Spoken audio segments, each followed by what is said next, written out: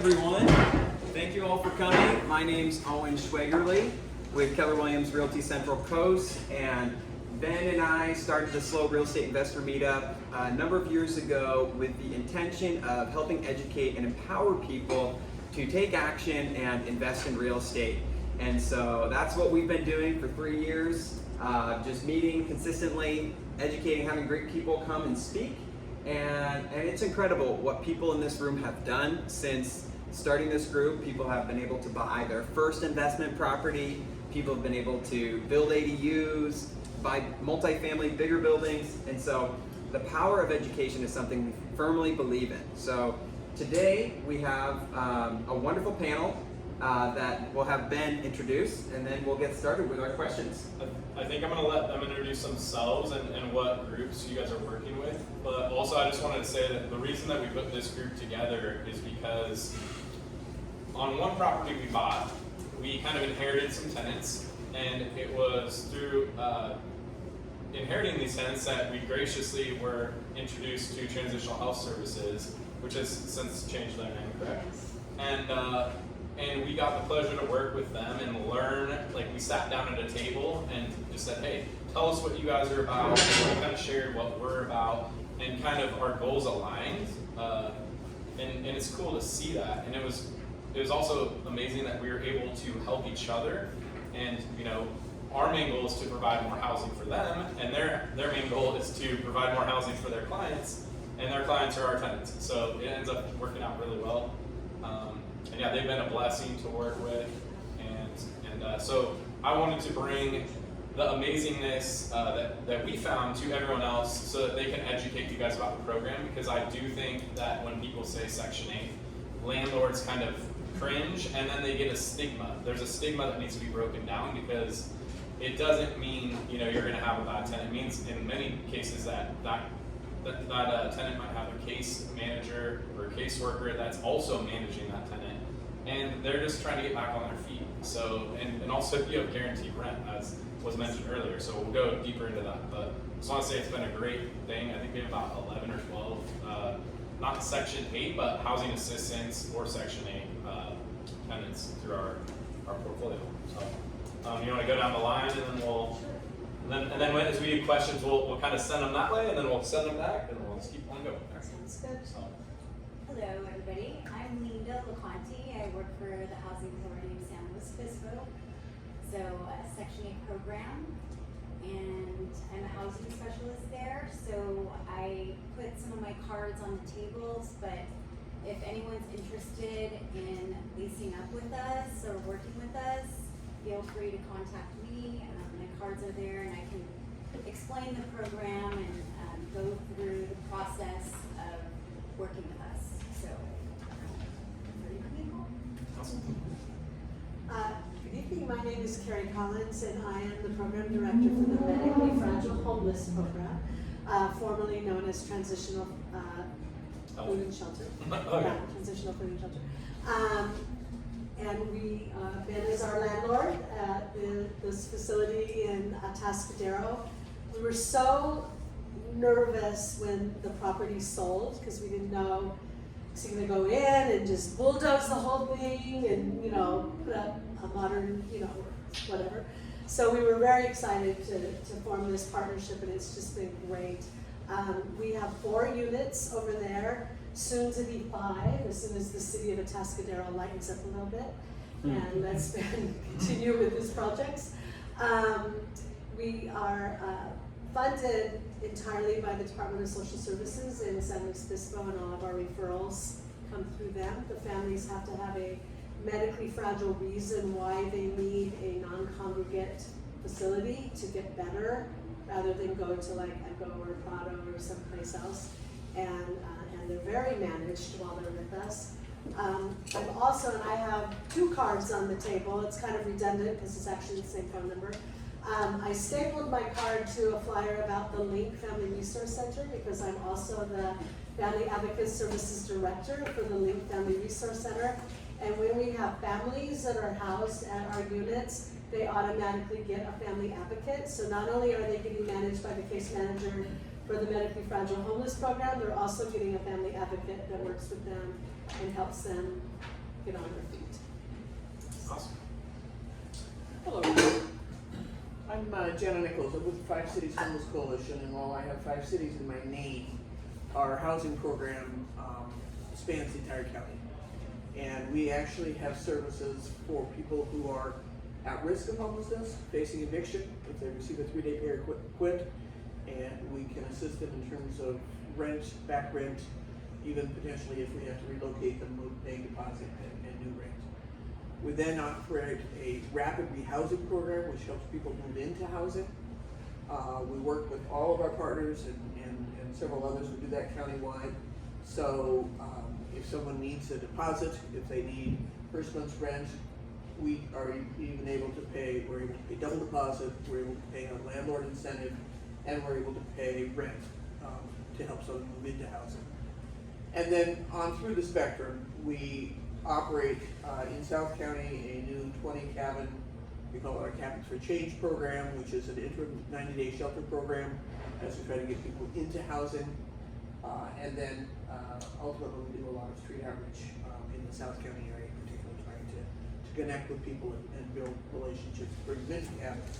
So the challenge we have is if we don't have housing to move people into, then people stay in our shelter or they stay in the other shelters. And so where we are challenged is not in the funding to move people in, but actually in the resource of the housing inventory. I will say that currently about half of our business is in homeless prevention, eviction prevention. I just did a quick check yesterday. We have spent $437,000 in the last 9 months helping people remain in their home. And that happens for a variety of reasons. One of them is coming out of COVID and the rent relief program and the eviction moratorium being lifted, people not necessarily having the income to live in the units that they're staying in, but it also has to do with their money management. So we do a lot of financial literacy. You know, do you need that cable bill? Do you need that second car? A number of those sorts of things. And so we will work with them for up to 6 months, sometimes a year. And some of our tenants come back year after year just to try to figure out, well, you know, I'm having this issue or that issue. So we will certainly try to work with them. And one of the reasons that it's beneficial to work with us is that we have a case manager working with that individual. And I think Ben or Owen may have mentioned that, which is if you're having a problem as a landlord, we're there to assist you. Quite honestly, I will retain a relationship with a landlord before I will retain a relationship with a client, and that's probably the wrong thing for a social service person like me to say, but you are very special, and we value those relationships tremendously. We will do backflips to make sure that we can teach our clients to pay their rent on time, be good tenants, take care of the property, etc. We work a lot with HASLO on some of the Section 8 properties, and again, we can't double dip in terms of federal funding. So I can't pay rent and have HASLO pay rent because that would be a double dip. But I can pay a move-in deposit that they don't have. So we work a lot with our partners in that. Every version they got. Correct. Awesome. And my name is Elaine Archer. I'm the Director of Housing for HASLO. We wear 3, now 4 different hats in the community. We are the provider of the Section 8 rental subsidy. And so it is a voucher that the person carries in the Section 8 program, and it helps them pay their rent. We have 2,900 participants in the county of San Luis Obispo who are currently using a voucher. And we bring in over $2.5 million a month into this county in terms of rental subsidy.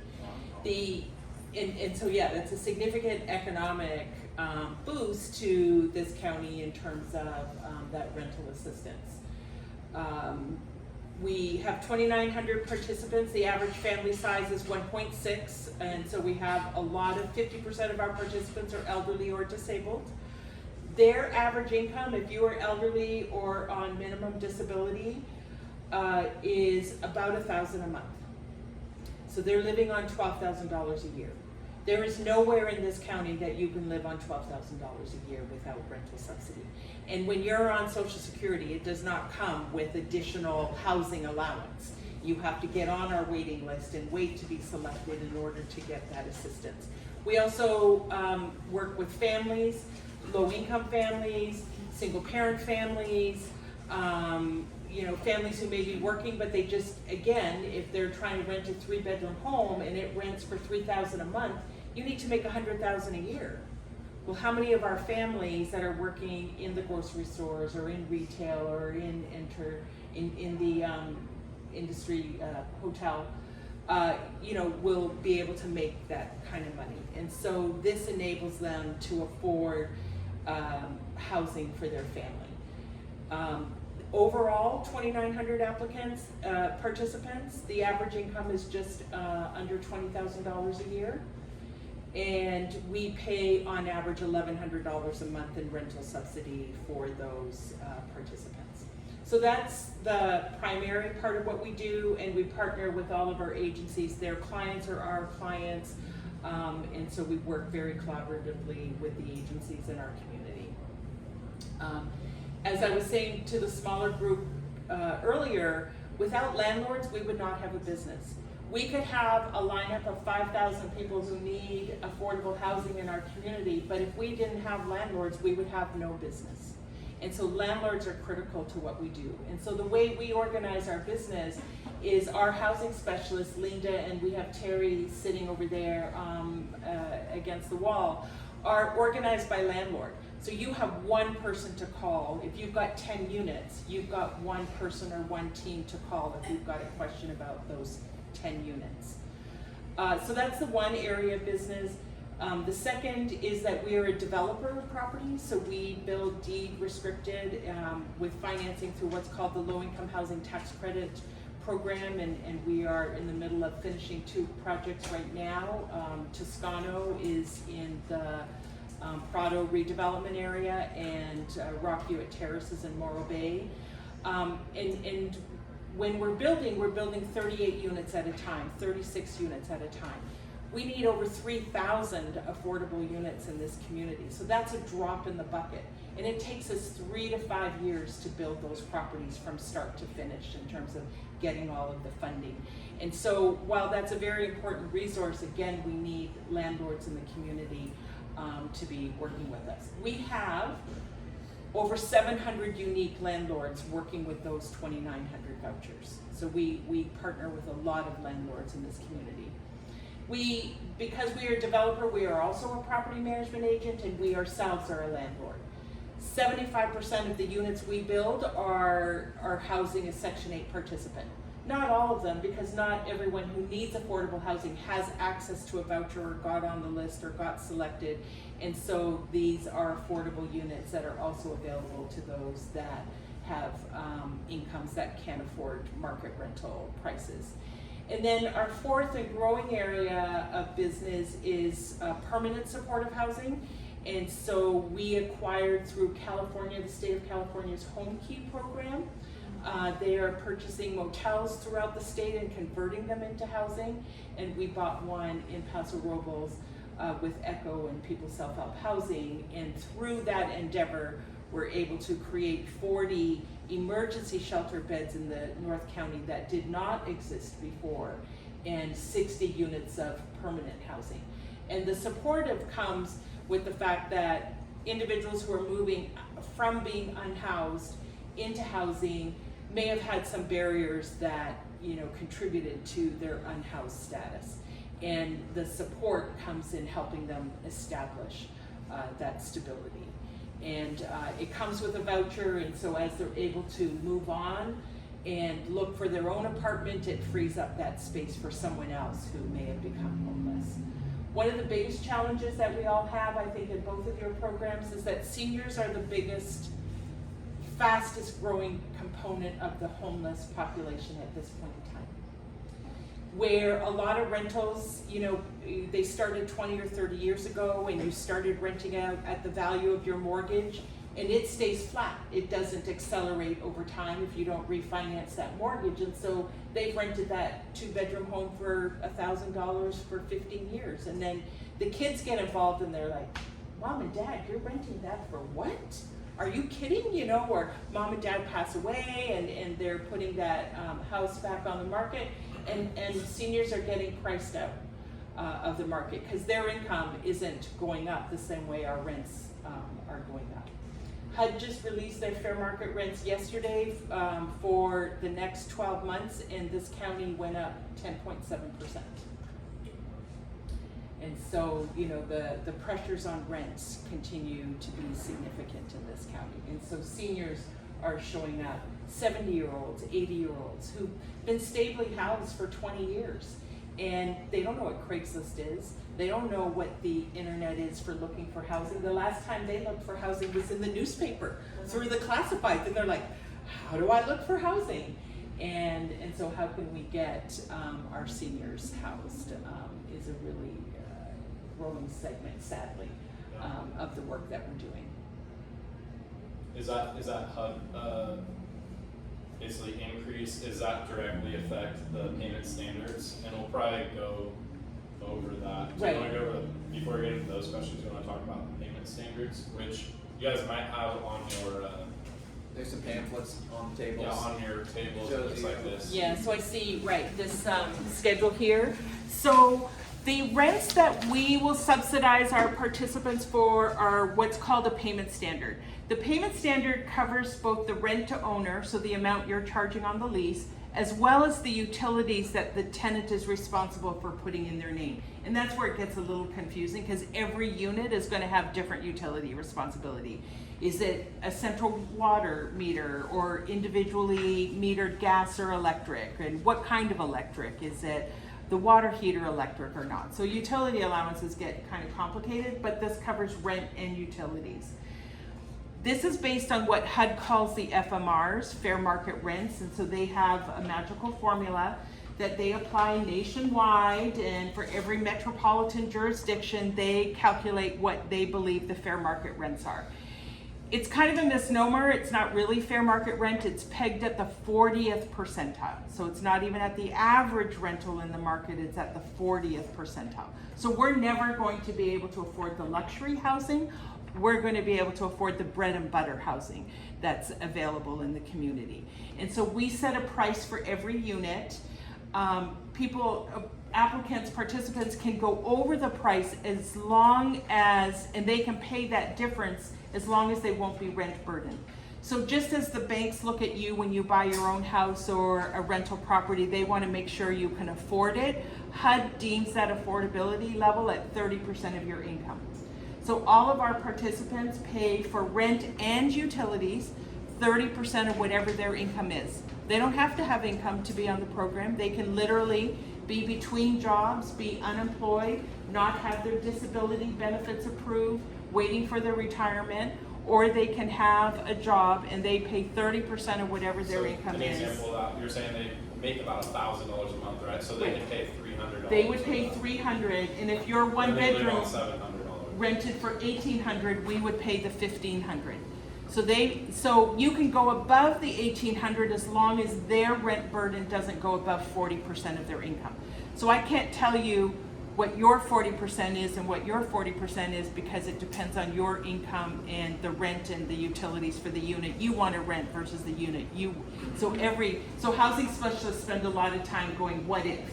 So participants say, well, I found this, will it work? And then we have to run the numbers for that person, and it becomes a discussion. So right now, the payment standard for a one bedroom is $1,800. The FMRs went up 10.7%. We have to peg our payment standard anywhere from 90 to 110% of the FMR. So we get freedom to look at our own market and say, where are we going to peg it? I peg it as high as I can, so I will go close to the 110%. We're in a funding gap right now with HUD, and so we probably won't change them until early 2025. 10.7%. So it's like $19 maybe. Is that right? $180 on the. Okay. Yeah. So Oh, yeah, we that's will probably go to $16.95. I can't go to 2,000, I don't think. So it might be 1,900 that we could go to. No, yeah, 19, almost 2,000 on the one bedrooms. Wow. So if you're a fixed income person making 1,000, you clearly can't afford 2,000. That's right. And just to give you guys some feedback too, is like we have a good combination, and I'm sure Owen does too, of like studios, 1 bedrooms, 2 bedrooms. We have a couple 3 bedrooms, but we found that the standard is very accurate with like, you know, like you said, like bread and butter. We're not A-class, brand new downtown slow pricing, right? Right. So for our studios, we're happy to get 1,600. We're happy to get 1,800 for our 1 bedrooms. We do get 2,200 in some locations, not from you guys, but that's the market. And then we're finding like throughout the county, like 2,400 to 2,500 to 2,600 is a 2-bedroom. So when I'm running my comps for my rents and running if I can afford to buy property, that's what I'm using. 3,000 this is where it gets to be a struggle, and I'm sure you guys find this as well. Yep. Is if you're trying to get a family in a 3-bedroom, 3,000 is probably not going to cut it. You're probably going to need 3,250 to 30. We get 3,800 for a 1-bedroom, or I mean a 3-bedroom. Right. But it's fully renovated, very nice. And then 4-bedroom, you know, it's probably going for 4,000 per month. Yeah. So I don't know. Don't you find the same thing about? Yeah, I think these are pretty fair, good pricing. So, okay, question that everybody has about Section 8. There's a lot of kind of like red flags when landlords see, oh, Section 8. They're just kind of concerned there's this stigma that exists. So how can you explain to the average person who's watching or listening to this why Section 8 doesn't live up to the negative stigma, or why people should consider it? Some of the common concerns we hear are, okay, well, they're going to trash my unit, or I don't want to be like regulated by the government coming into my unit all the time, or if I go into the program, can I ever get out of the program, or am I locked in for life? Right. So those are some of the issues that Inspection. people come up with. So tell us a little bit about that. Happy to do that. How many of you have had a bad tenant? Yeah. Were they Section 8? No. Some of them. So our experience is that the percentage of bad tenants on the Section 8 program is no different than the percentage of bad tenants who are market tenants. I would agree. You know, we've got 2,900 participants, and 90 to 95% of them are going to be excellent tenants. They're going to pay their rent on time, their share of the rent. They're going to treat the unit with respect, and they're going to treat the property with respect. That extra 5 to 10% you're going to find anywhere in the market, and it's not any different. What makes the difference if you're with Section 8 and a client who may be coming from one of our partner agencies is that you've got someone to talk to other than your lawyer being the first call. This is a business. You have a lease, which is a legal document. So you've got the right to enforce your lease. So if they don't pay the rent, you serve them a 3-day notice. If they disturb the right to peaceful enjoyment, you give them a lease violation and say you shouldn't be doing that. You have the right to enforce that lease. And we respect the fact that you are going to enforce that lease. We are not the enforcers of the lease, but we will call the tenant and say, you know, we heard that you're leaving your trash all over the front yard and you're not putting it out at the street at the end of the day. That could cause you to lose your housing. And at the end of the day, our ultimate card that we hold with the participant is that if you end up evicting them, you go to court, you give them a termination notice, they didn't listen, you go to court, the judge agrees with you and says, yeah, that was a serious violation of the lease. We then take away the voucher. So for a lot of participants, they're like, oh, well, I can't lose the voucher. It's like winning the lottery to get the voucher. The average participant keeps a voucher for 7 years. Obviously, seniors keep it for life, but a lot of families need it for a season. It doesn't mean they need it for the rest of their life. And nationwide, And even in our own, the average longevity for a voucher is 7 years. So if it's worth to them $1,000 a month, $12,000 a year, 7 years, $84,000, that's like winning, I'll round up, $100,000. No one wants to lose $100,000 in benefits. Do they go for life though? They can. Okay, so they can go, like, you could be a disabled 21-year-old. Yes. Just, Yes. As long as 30% of your income is less than the rent that you're paying. So I talked earlier about the family of 3. How do they afford a $3,000 unit? They need $100,000 in income.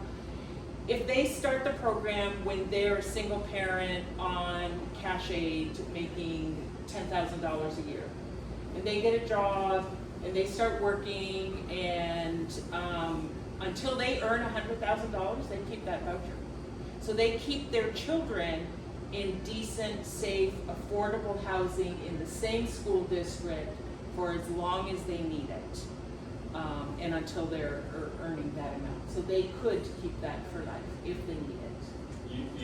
I just want to speak on that about kind of your different tenants, because everyone's got different tenants they're dealing with too. They're not all the same, so it's kind of can vary. I think. I would, and I also like to talk about credit scores, because I know that that's a tool that a lot of landlords use, and it's true. My people, they're homeless, so something happened.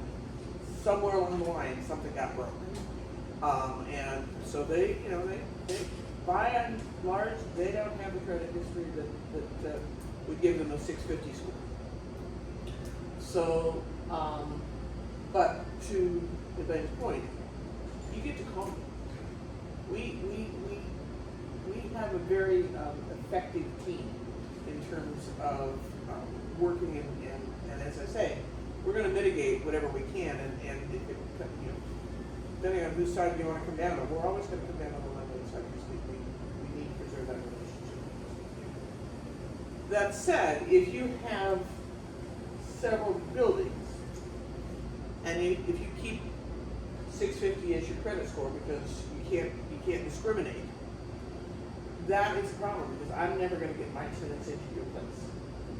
But what you don't have to do is you don't have to have the credit score universally applicable to all of your units. You can say, correct me if I'm wrong, you can say, these units, I'm going to require a 650 credit score. But these units, I'm going to take a 400 or something. And so you have to designate, but you know, so that it's not like, I'll take you, but I won't take you. But you don't have to have it across the board with all your properties. And that is huge for us because our job is to help people get back on their feet. And so we're working with them on job training, we're working with them on But to Elaine's point about seniors, this month, 93-year-old woman lived in the apartment 15 years, 87-year-old veteran lived in the apartment for 13 years. They both had their rent go up $1,000 a month because of property. What do we do with these folks? So, to me, we need more housing, multifamily housing, ADUs, whatever it is. But we need the units. 3,000. Yeah, if everyone, you know, we understand you're in a business and you've got your own cost to operate.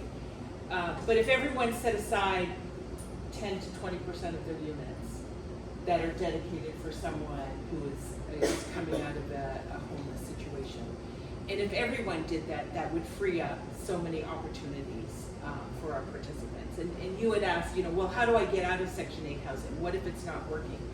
You're not a Section 8 landlord, and that's a designation that hangs over your head. You are a landlord who rents to individual applicants who may have a voucher that helps them pay the rent. That doesn't make you a Section 8 landlord or have a label. It just makes you a landlord that accepted someone who's getting help paying their rent. We do come in, we do ask you to sign a HAP contract. You know, the government does like, you know, that you sign on the dotted line, that you understand you have rights and responsibilities, we have rights and responsibilities, the participant has. So it becomes a three-way relationship.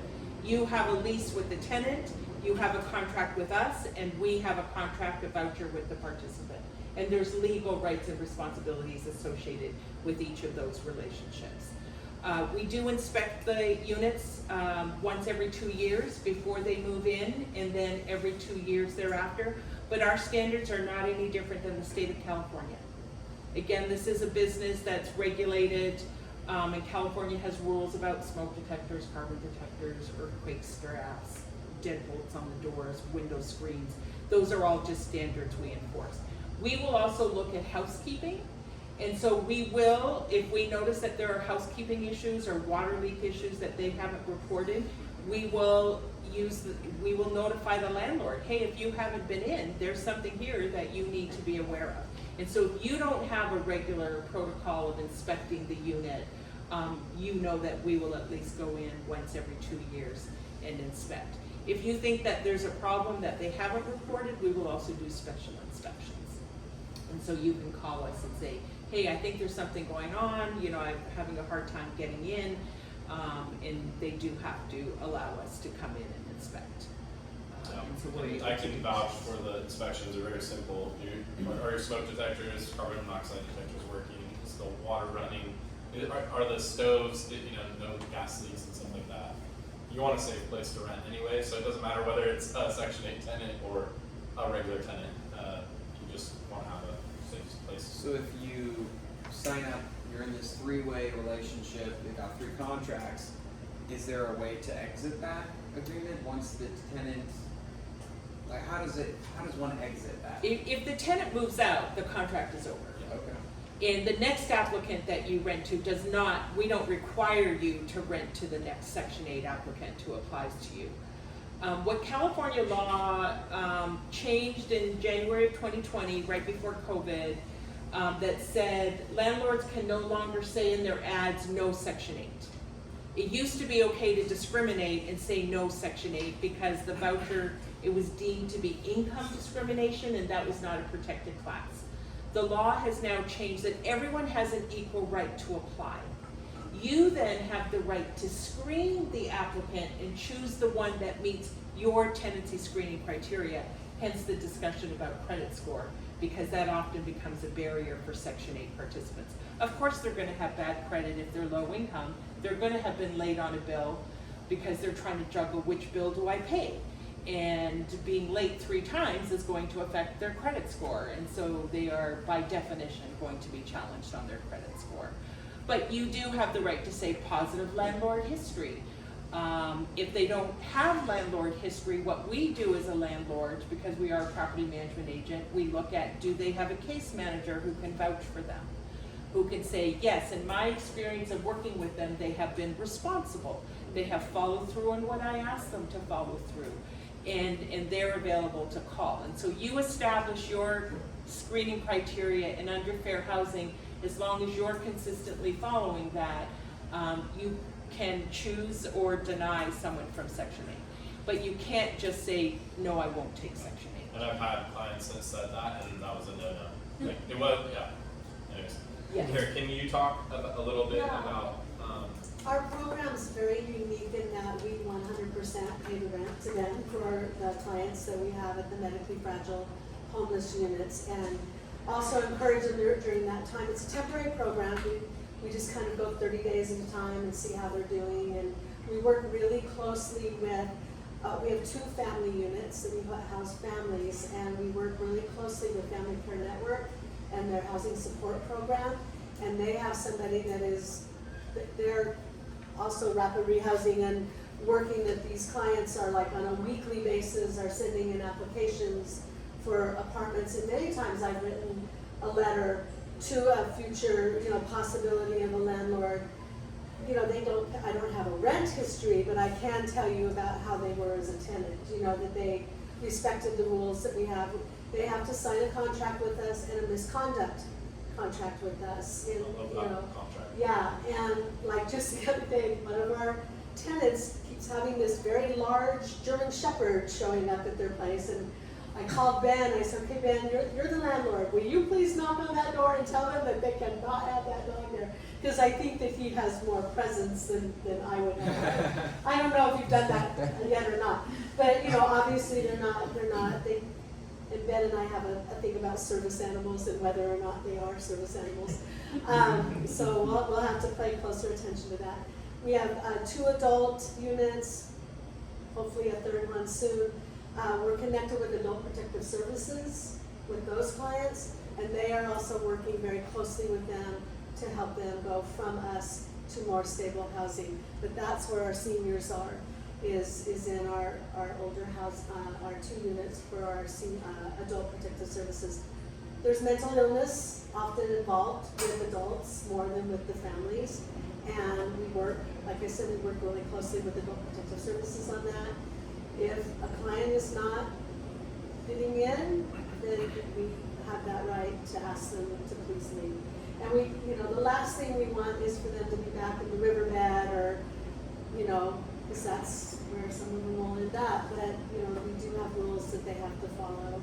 And my case manager is there just about every single day checking up on clients. Yeah, I'll speak to that a little Yeah. bit too. Is that Yeah. Sonia? I don't know. I'm gonna name drop her because she's great. And she's great. I will get texts like photos like, hey, your dumpster's overflowing because someone like stopped and like dumped their own stuff in Yeah. there, Yeah. or hey, you better check on this tenant because someone's like, you know, something's going on. Like I get updates from her, so it's almost like having like someone police my property for me. Because I'm not in a Atascadero every day, so I get this, I'm like, oh, I better go up there. Boom.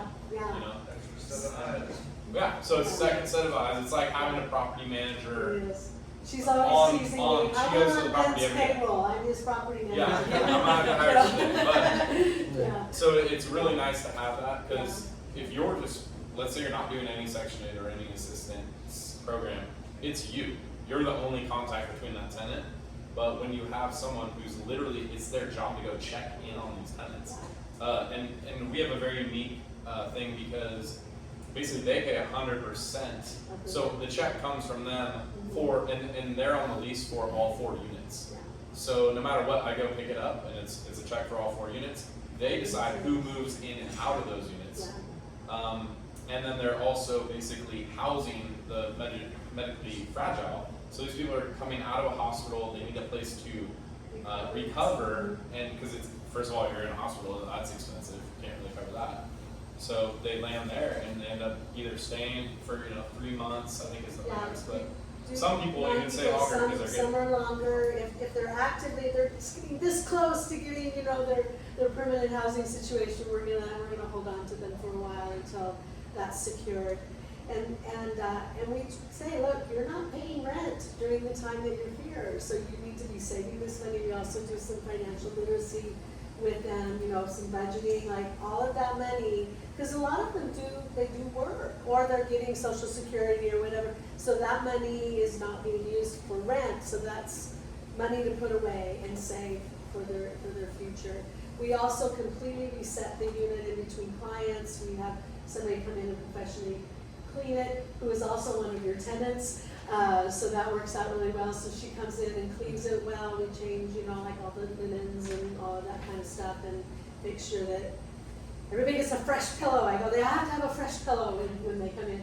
So we do that and make sure that they're really neat and Yeah, clean. you rent them fully furnished. So Yeah. they every 30 to 90 days they send in a cleaner, totally clean it. Yeah. And it's already the bed's made, everything, they got paintings on the wall, and it looks like it's a hotel room basically. Sonia sets it up Yeah. so sweet. Smells good. Yeah, and, there's dishes in it because there's a little kitchen.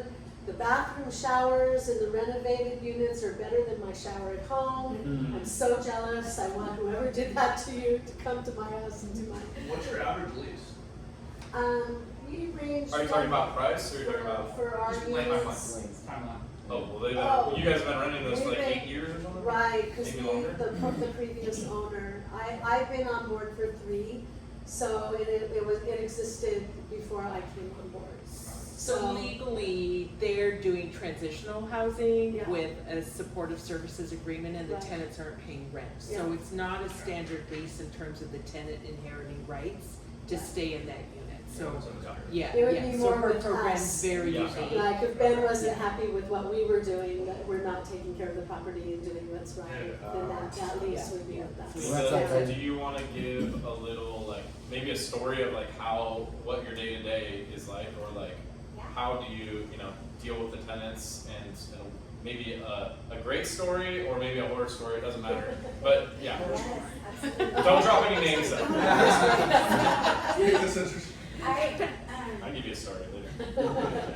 I was thinking about one of our participants who is a 94-year-old woman, I and love her she already. had a caregiver, and she was so afraid because I don't know the reason why, but apparently she was evicted from where she was staying. And she was so anxious, so fearful. Anyhow, 5 Cities Homeless Coalition helped her get a voucher through HASLO, through us, and we were able to help her move into one of the units with one of the landlords that we work with. And I just, what I think about is, and I don't want to say any particular person has a greater need than anyone else, because there are so many people out there, all age ranges, different situations, whatever it might be. But what I find is the gratitude that people have, not only for getting a voucher and having this opportunity to for the help with their rent, but the gratitude for just not being homeless and on the street. Can you imagine a 94-year-old woman being homeless? And that's not, and there are so many people out there, and so many, and Social Security, as we all know, is very minimal. I mean, I think the highest Social Security income that I've seen is like in the 2,000 a month range, and that's the highest. And so, fixed income, there's no opportunity for them to, get a job and, go to school and make more money. I mean, that's it. So, it was just wonderful to, be able to house her and all of our participants. And kind of like what Elaine said in that,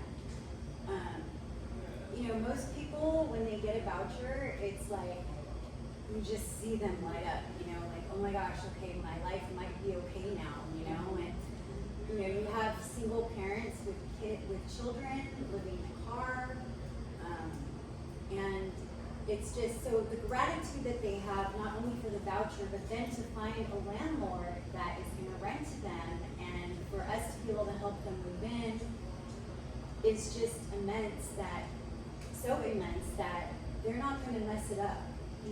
And so, yeah, there's a stigma just because there's a stigma, but as Elaine said, there's really no difference between somebody who doesn't have income and somebody who doesn't, and you'll find that people on our program are so appreciative for the opportunity that they're going to be good tenants. They're, and we are there to support our landlords as well, in the sense that, like Elaine shared, if, you're having a problem with a tenant, we would advise you to give them a notice, and you would send the notice to us, and we would get in touch with the tenant, and we would remind them, this isn't good, you want to remedy the issue because you don't want to get evicted, you don't want to have an eviction on your record, it's going to make it really difficult for you to find other housing, and you could potentially lose your rental assistance. So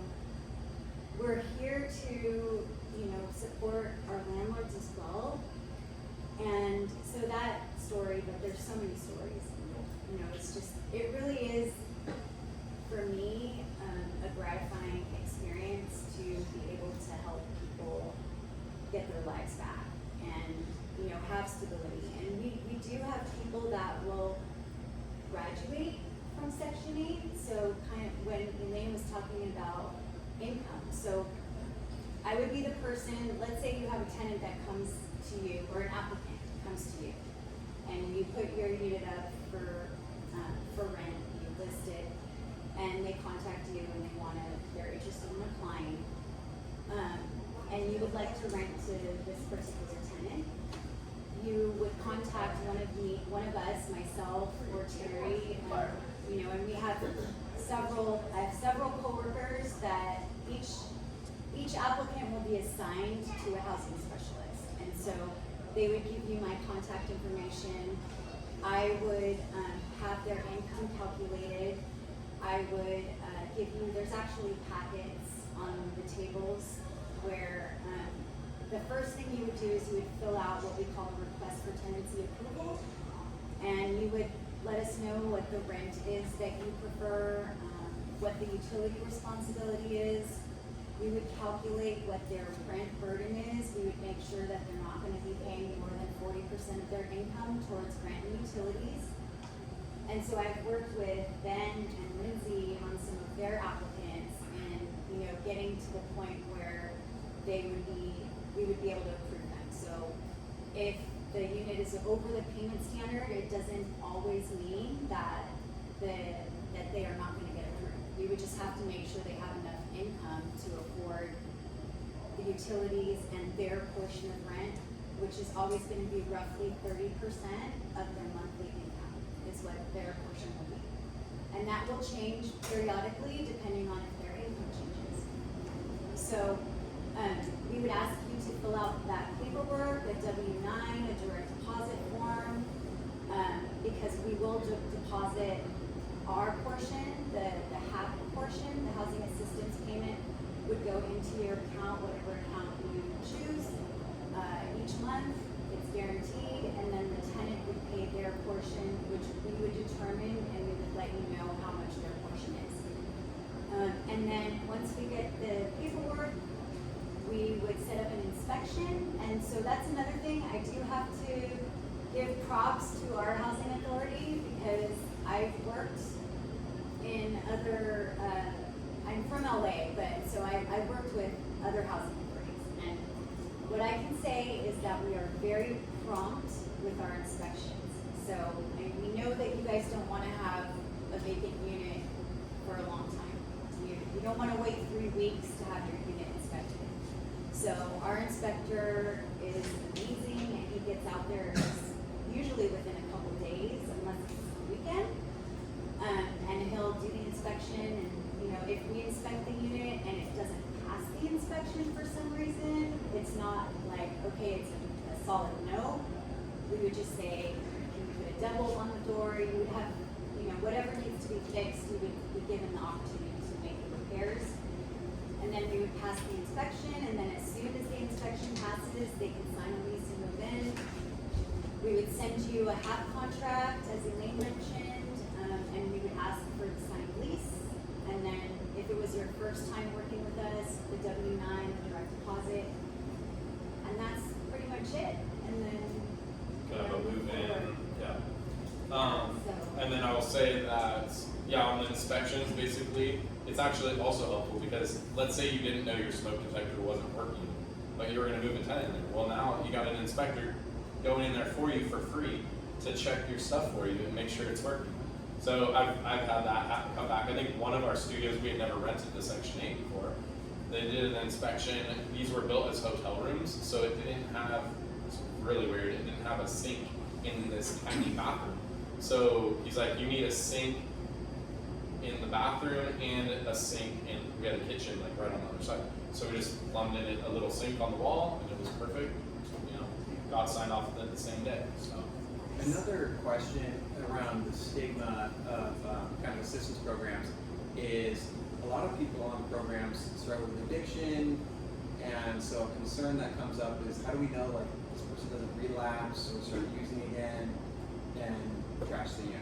So that's kind of what I was thinking too, is like, are there funds set aside in these programs for like, let's say you have a great tenant, 6 months in, they've been paying, everything's up to date, and then all of a sudden they lose their job. Is there something available that can protect us?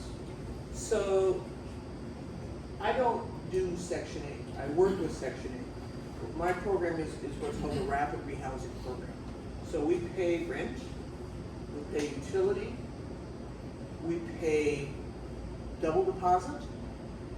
And the question was, why would you take my tenant for any of those reasons you just mentioned, when you might have somebody from the street that would look better? Because I can pay a landlord incentive. So I want to pay it up front, so that you have that in addition to double rent. So I'm going to pay whatever your monthly rent is, I'm going to pay twice that amount in a deposit. But right now I have funding to give you that again as an incentive without any conditions to it at all. So what I'm saying is, I mean, one, we want to work with you. One, we want to stay on top of the tenants. And I'll, you know, they pay the rent in a variety of ways. One of the things that we teach our people, particularly if they have a budgeting problem and they have a living, we make them go down every week that they get paid and take out a money order for that portion of the month, right? So if they get paid for every week, we make them go down every Friday and get a money order for a quarter of the rent that's due, so that they can't spend it some other way. We have landlords that are like, really? I'm going to get paid in all these money orders? It's money. You should send me the money orders, I mean. But It's hey, it's money. It's money. Yeah. I'll take it. So, but we know that you're taking a risk on our client, and that's why we're like, you know, if you're willing to move them up to the top of the list when they don't have that 650 credit score, I want to be able to help you any way I can. So we're going to give you that incentive. We're going to give you the deposit. We're there. You call, and you screen them the same way. But I mean, literally, we're telling our people when they go to an interview with you to see your unit, I'm telling them it's like a job interview. I'm telling them to make sure they wash the car and they take the McDonald's bags out of the back of the car. Right? I mean, we want them to be the best they can be. Now, they may indeed have issues. It's an interesting phenomenon. So there is something that we are federally required to do, which is called housing first. So technically speaking, we cannot say you have to get sober or you have to have mental health treatment before you can move into housing. And in particular with the permanent supportive housing and some of the government funded housing, that is an issue. But I know that this tenant is not going to be successful if we are not dealing with those issues. And I know that I cannot come to you, the landlord, and say, this guy's still spiraling really bad, but you should take him in. So we are very sensitive, particularly to the private landlords. And I don't mean to be insensitive. HASLO gets the ones that she's less. And we're still working on this. But I will tell you, in our rapid rehousing program, and we have one specifically for veterans. It's called the Supporting Services for Veteran Family Program. We work with Good Samaritan Shelter and HASLO in a specific funding source for veterans. And just as a shout out, in 2013, when we did our point in time count on homelessness, we have to count every couple of years to see how many noses we have that are out on the street. We had 254 unsheltered veterans in our county, and VA said that was too high a percentage. We are now down, our list is now down to 32. We are close to almost zero.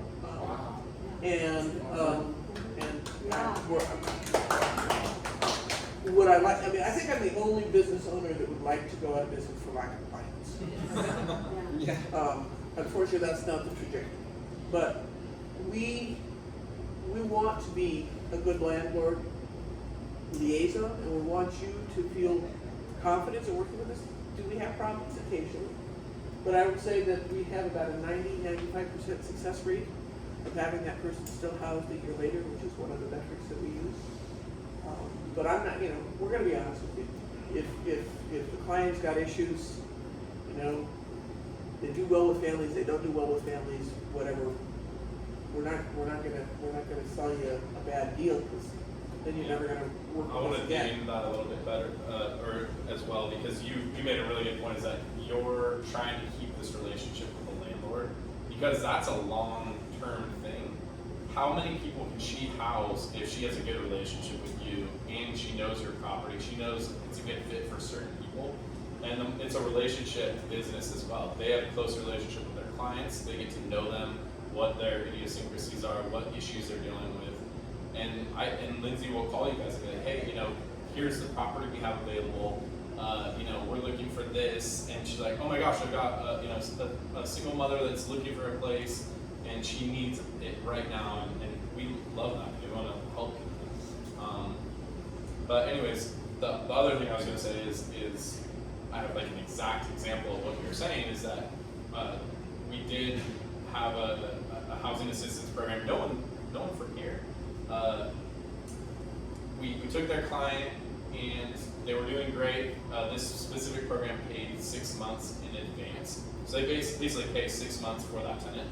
And then come 7th month, that person couldn't even pay any of the rent, which was a learning experience for us. We're like, wow, okay, you had 6 months to save and you still can't pay 1 month of rent. And then we come to find out that they had been kind of relapsing and going into some drug use. And so we kind of we went through the process, gave them 3-day notice, and then obviously contacted their social worker, and we went out there, met with them, and we moved them out on their own accord. We didn't have to evict, and we haven't had to evict anyone either, which is great, you know, because no landlord wants to deal with eviction, but when you have support on the other side that is rude, like, they want you to succeed as well. They want their clients to have a place to live, obviously, but like, if the client does wrong by you and by them, then, you know, their hands are kind of tied. It's on the client. But yeah, I just wanted to share that. It's like, you can still save it. To answer your question, they had done some stuff with the drywall. The cleaning deposit that she had mentioned covered it fully. And they've helped us with renovations, like giving us some funds for renovations, which is kind of that bonus that we use. And it's like, man, it's like a win-win. So that's why I think it's a tool in your tool belt, and any landlord should have all their numbers on speed dial. Lindsay will call them all and say, hey, we got 4 units available, who wants them, who needs them? Yeah. So we will take, like, if you call us and say, hey, I have a unit available, we will send it to anyone that has that size voucher and say, hey, this opportunity is available. We will send them your way. You're still responsible for screening them, but we can send names your way. Customer service is really important to us. We do have a federal contract. We have, you know, federal agreements that you're signing. And so many housing authorities, as Linda mentioned, are, you know, that government bureaucracy. They don't answer the phone, you know, you can wait 3 weeks. When I first started here 10 years ago, she was saying about the inspections. I heard someone answer the phone and say, oh yeah, we can schedule that inspection in 3 weeks. And I about fell off my chair.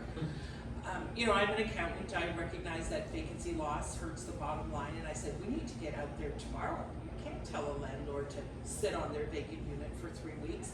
And so our commitment is 24 to 48 hours to turn around and do an inspection, because that's money lost for you guys. And the housing right now is such that you could rent it tomorrow to someone check in hand. And I'm not going to be check in hand. I mean, I'll tell you that up front. We do check runs once a week, and I haven't got our finance department to get to the point of saying, yes, we'll cut checks every day. And so you may wait a week. Yes. They will pay the security deposit and the initial month's rent. We will take a little bit longer on that. But that customer service is really important to us. And the way I describe it to our staff is that, you know, the regulations form a black box, but our clients are round pegs. But we know how to flex. They don't know how to flex. And so it's incumbent on us to work with our clients and with you to make this successful, and to work together. And we couldn't do it without our agency partners. I mean, the work that 5 Cities Homeless, the Link, the Medically Fragile, TEMA, 40 Prado, ECHO, these are all agencies, Adult Protective Services. This community is amazing with the support that is provided through all of these to support the landlords and to get people successfully housed. And we're gonna try to qualify that client for the best program that they're eligible for. So for example, if somebody comes to me and they're a family, and not working, I'm gonna refer them to DSS to become a CalWORKS participant. And we're gonna refer them to Family Care Network for the housing support program, because that program has more bells and whistles. If I have a veteran come to me, I'm gonna refer them to our supportive service for veteran family program, because that's got a few more bells and whistles than what I've got. So wherever we can connect people, we want to obviously provide them with the greatest assistance possible. The challenge, and what Elaine Townsend really said is, when you open the lottery for a Section 8, you open it for 3 days. Yeah. You get about 2,500 applicants in 3 days. She's going to pull 250 names off that list. So to give you some perspective as to the disconnect in terms of housing resource and need. If you're in the investment business, the other group I think that hasn't been mentioned today is the Housing Trust Fund. They provide bridge funding, bridge loans as you for construction development. And if you don't know about that program, you should. But they want to invest in workforce housing, affordable housing, and housing for special needs populations. That's a great question. I have that written down. Is there like money, federal funds available, or local funds for development or acquisitions of multifamily property intended for this type of purpose? That's the trust fund's purpose. Mm-hmm. It's a loan, but it's a very low interest loan to help you do the pre-development. And what are the requirements for that? Yeah, funding is really complicated. You may be interested in inviting the housing Yeah, trust we'll fund. invite. I've met with them before. There's a lot of bureaucracy, but also like they try to simplify it for you. So yeah, we'll have them come and speak. And what was the name of that program? It's this SLO Housing Trust Fund. San Francisco County Housing Trust Fund. Okay. Jeff, But unfortunately, I believe I don't know if you guys know, but I think their funds dried up recently, so they're like waiting for the next. No, they got it. Oh, they got it. Okay. Yeah, Yeah, because I was working on the This is, deal. right, all done on an Free for all. annual basis with, Yeah. on in advance. Just so you guys have some appreciation for what our clients go through as well. We make the extremely low income person work really, really hard for their benefits. They go to one place for their social security, and another place for their food stamps, and another place for their housing support, and another place, and so they have to go all over town to try and cobble together the benefits. When I deduct my mortgage on my tax return, I write in a number, and I'm done. I don't have to prove who lives with me. I don't have to prove what my income is. I just attach my W-2. They have to come into the Housing Authority every year to recertify their income. They have to go to DSS every year to recertify for their food stamps. They have to go to DSS every year to reapply for their cash aid. The paperwork that they have to do is just incredible. And so we try to assist, but these are all federally regulated programs, and so we all have to do it. But they work really, really hard for their benefits. And it was mentioned that Jan refers over to HSP, and then we'll get referrals if they're medically fragile. Then we get the referral from them, and then that's that connection there. Now, we have real low barrier for accepting clients into our program, knowing that there could be some issues. We're also right across the street from the police station, and we have a really good relationship with them. And so if we have an issue, we know that we can call them and they will be there immediately to support us in our program. In fact, one of the officers used to be on our board of directors for medically fragile homeless, so they are very supportive of the program, and they know that, we had a tenant that he wasn't taking the meds that he should be taking. He wasn't taking his medicine, so it was before you were there. But, there were a couple of times that we called them to come over and stand with us as we went to that door, just to make sure that we were safe. And we just really appreciate that relationship with them. But we haven't, I think since you've been on board, we haven't had any issues with anybody. And 2 of our clients, knock on wood, 2 of our clients are now renters. So 2 of the units, they were renters, and now they are, they were in the medically fragile homeless program. Kind of wean them off. And then we had to wean them off, and they had Section 8, I think, and so now they are renters there. So that was like the greatest success story. Yeah, and I would say, as landlords, we have a bigger responsibility, not just to make a profit, to also help our communities. And by partnering and doing exactly what we do is offer better housing to the community. So when we bought that property, it was dilapidated. We went in and renovated everything, put $35,000 into each unit, from the studs, new everything. And we just wanted to give a higher quality house to our tenants. And yes, be rewarded for a higher rent, but the rent is exactly what they dictate. We don't overcharge, and we're happy with it. Our numbers work out. So let's say that's a win-win for everybody. To that point, do you all remember the apartment complex up in HASLO that was condemned? Yep. Yeah. Do you have any idea the impact that had to the social service network with that many families losing housing at the same time? It wreaked havoc, because we didn't have the housing units. It was like 200 units, wasn't it? It was a lot, I can't remember. I think it's 52. Oh, 50. Oh. The one on First Street? I put an offer on. Yeah, right. This is Spring Street. Right at the entrance. Grandview. Yeah, the Grandview, yeah. And not only did we suddenly have 52 families that had not been our tenants before, just, so the big surge, but then any of the units that we would be working with to try to get for our other clients, we had an immediacy issue here of preventing them from becoming homeless, right? We had to find that unit and get them into that housing before they actually lost the housing entirely. It was incredibly difficult situation. Last year we had they call them a tribe.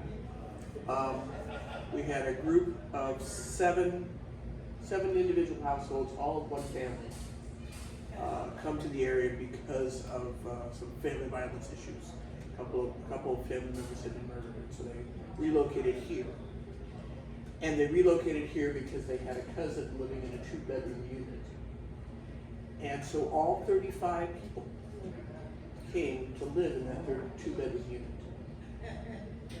They of course became our tenants because the landlord discovered, just what was going on. And we then had to work with them. We had them in Capsule at the 40 Prado. We had them in hotels. But it took us 7 months to house those 7 households. It was quite a complex issue. What was this? This was in Guadalupe with the flood? No, this was a family violence, two family members had been murdered. That's what triggered it. But, so they were fleeing and running. Yeah, there's a lot of tragedy happening, and that's why if you're able to help, and it's Right. So and in this particular case, so you have the direct violence trauma, right? You have a new community. You have changing jobs. You have 7 households that might be in the same family, but they don't like each other. It ended up being quite complex, but those sorts of surges make it incredibly stressful. We're going to wrap up, or does anyone have any questions? Let's speak just a moment about the LINK, Family Resource Center. If you're renting to families and you notice, these people have a lot of children, I bet they could use a little extra support in their lives, like all families need supports. You could give me a call, and we serve families, pregnant women to 18 years of age, and I can connect them with a family advocate. Kind of what you were speaking about, they help them navigate all of these sources that they need to go to. It's overwhelming for families. You need to go to this and this and this. Let me help you navigate that a little bit. All of our family advocates are bilingual, bicultural. A lot of them have lived experience which just makes them very compassionate towards their job. Give me a call if you see something out there and you think a family could use a little extra help. Give me a call. Let's get them connected with the family advocate.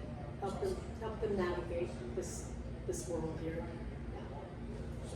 Yeah. Jay, I want to first say thank you, ladies, for the work you're doing in our community. It makes a huge impact on all of our lives, whether you guys realize it or not. And so thank you. You guys have servant hearts.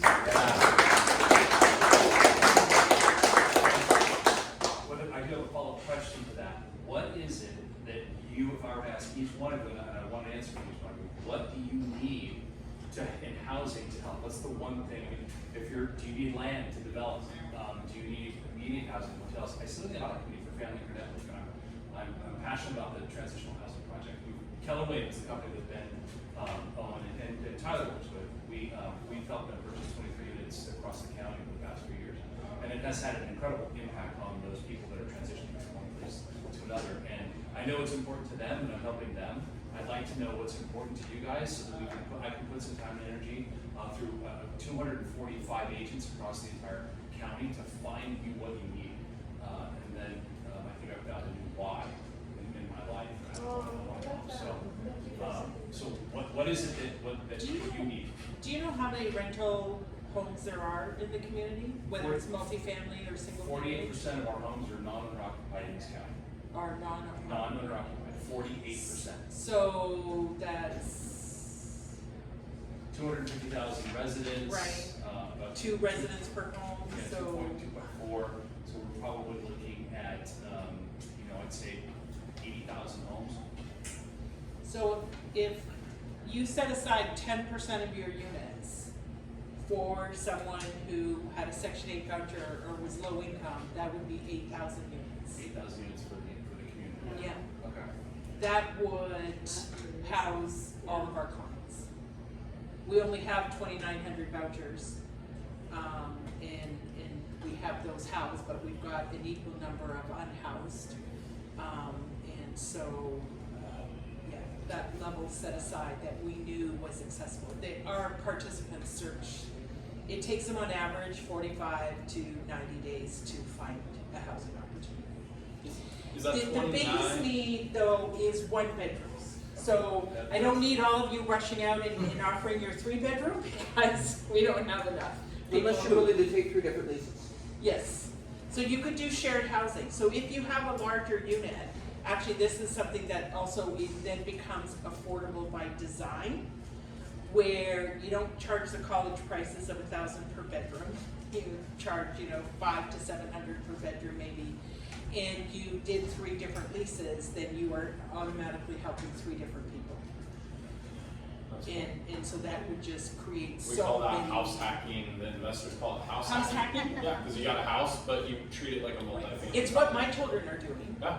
They've So graduated and, they've got their first job and they're trying, and they can afford, and so some of them are deliberately doing co-living where they're agreeing to be roommates and to share their lives together, but I've also had them where they're just strangers to their roommates and they're just renting that room and have access to the kitchen and You said bathroom. 2,500, right? Or 2,900?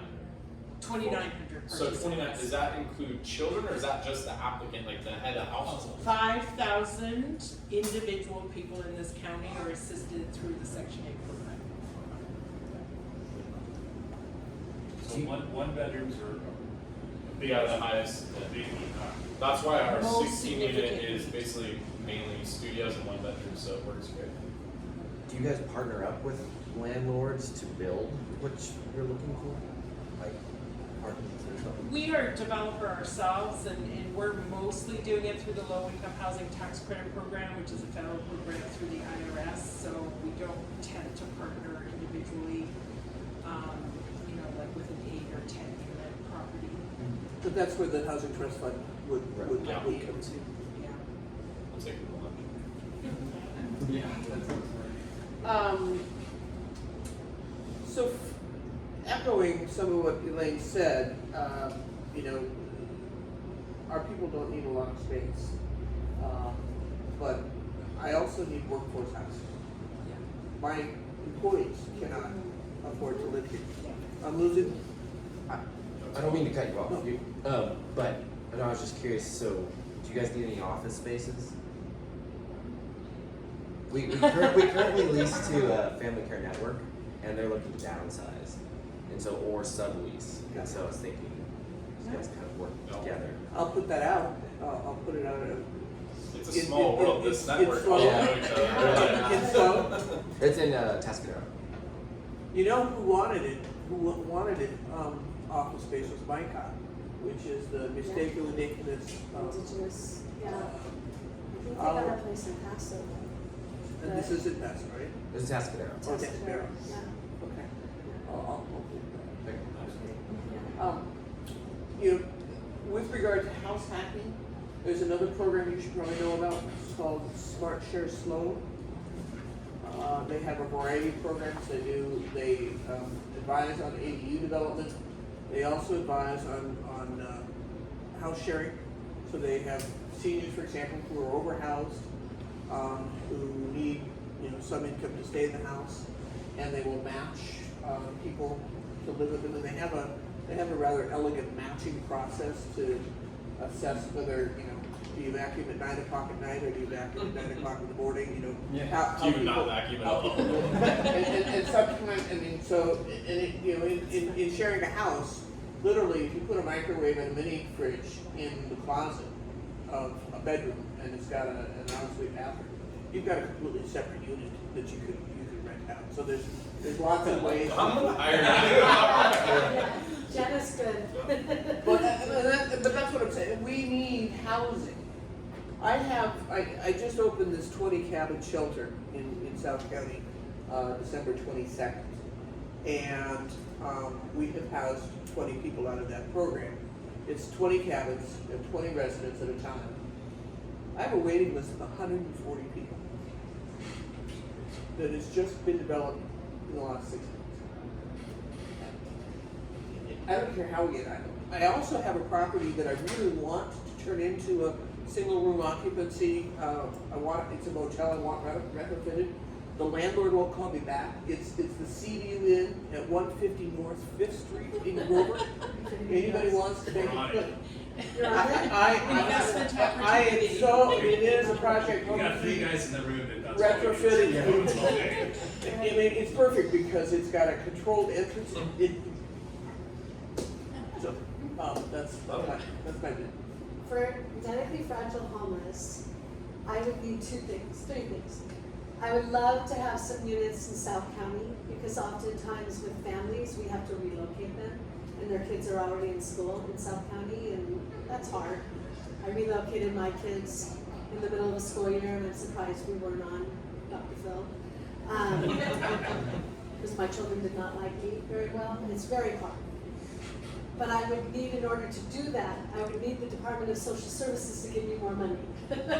Because we would have to have more funding in order to pay the rent for those, and I would also need a whole other case manager to manage that down in South County. So, I would need money from Department of Social Services, and they've been very generous with me. We just got a 3-year contract, 3-year. Are these grants? That or are takes these... me right up to retirement. Yay! Yeah. Okay. It's a contract. It's a contract that we have with Department of Social Services, and they were very generous with us. And we thought we were going to lose our funding because most of our money was COVID money that was coming through.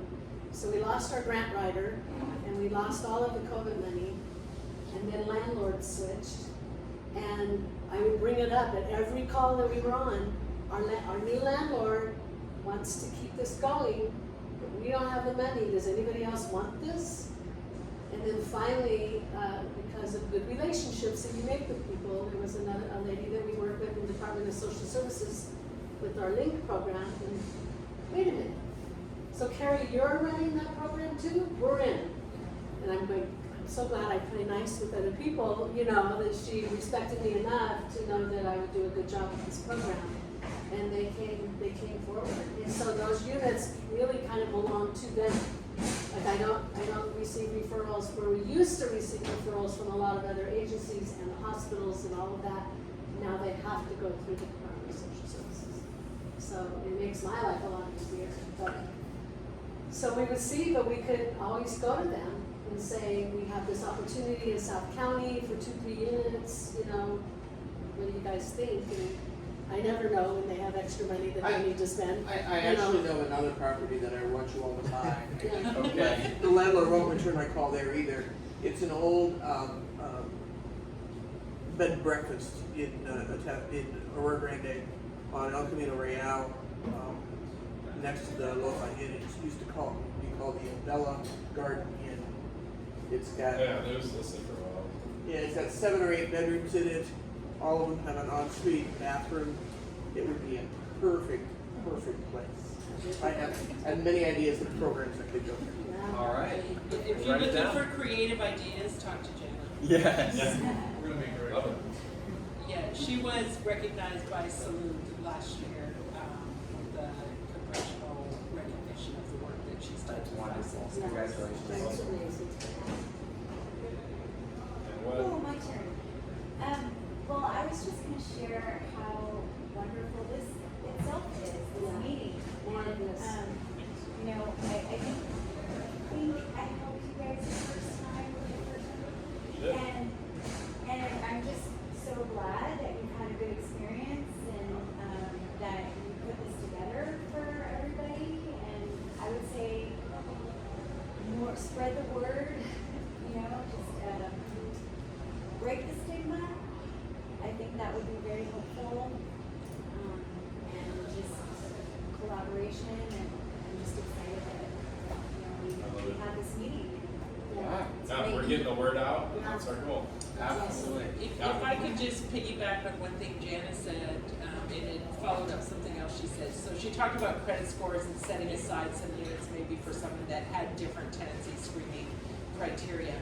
But the same thing could be said for the employees of many of our agencies in the community. If you set aside a unit that for someone that worked for Department of Social Services or worked for one of the nonprofits, you know, whether it's a family home for someone that, you know, needs to raise their own kids in a home, or a single person who's working for one of these agencies. You know, some of these jobs used to be head of household jobs in this community, and we could afford housing. We no longer have head of household jobs with the work that we're doing for the bulk of our workforce. And so even if you set aside, and that doesn't mean you have to have 3 months of vacancy loss while you're trolling all the agencies trying to find someone who wants to rent this. But even if you say for 60 days, I'm gonna advertise this, or 30 days to the agencies in the community, we're all connected to each other, we all have mailing lists, we can put out an opportunity. But that, you know, our employees could find stable housing at below market rents. And so it is your form of donation back to the community, to the work that's being done to house someone who is on the front lines. You know, we as a housing authority are one step removed from the front lines, but what Carrie and Janet are doing, and their partners with 40 Prado and ECHO, they are on the front lines. You know, they are literally going into the creek beds or working with people that, you know, just got evicted, or the 93-year-old, and trying to find a solution for them. And the work that they do is just really incredible, the compassion and the love. So if we could, you know, give their employees options, I think would be really good. And the majority of referrals that we get countywide for the League Family Advocates are families that are needing housing. And some of them had Section 8 housing, and there was no housing. So that's our number one, and we don't have the magic wand to find them housing. So it's a real issue that we have. 50% of the people who get a voucher find housing. But that means 50% of the people who get a voucher, who won the lottery, who had that opportunity, could not find housing. Could not find that. So just because of the stigma. Yeah. Because sometimes there are own challenges. We'll admit, not all of our tenants are angels. They're not all the best things since sliced bread. And you know, there could be, but 50% are successful in finding housing. And so that means 50%. We'll try to help you find more. Thank you so much Thank for you. your time. We're so grateful for you guys. And if you haven't signed in yet, here's the sign-in sheet so you can get invited to the next event. So circulate that. And yeah, September, sometime next month, we'll send out the dates so you'll know.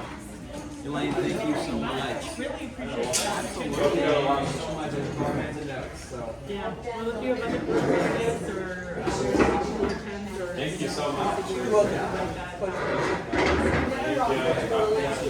I know, yeah, we gotta all go out.